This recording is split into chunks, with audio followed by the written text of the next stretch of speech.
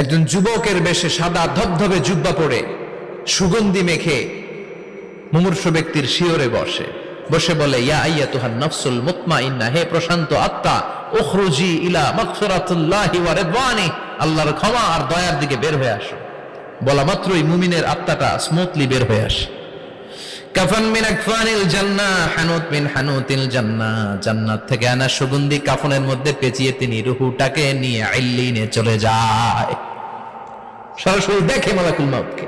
আর যারা ইসলাম বিরোধী, কোরআন বিরোধী, তাদের সামনে এসে মালাকুল মাউত ত্রাস সৃষ্টি করে। আগে ধমক।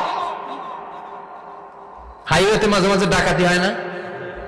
বাসগুলোর মধ্যে যখন ডাকাতি হয়, বাসে থাকে 50 জন, ডাকাত ঢুকে 5 জন, এই 5 জনের ভয়ে সবগুলো পেশাব করে দেয়। কারণ ত্রাস সৃষ্টি করে। এসেই চাইনিজ কুড়াল দিয়ে আগে কুবায় দেয় 4-5 জনের। রক্ত দেখে কি দেওয়ার সব আগে রেডি করে রাখে।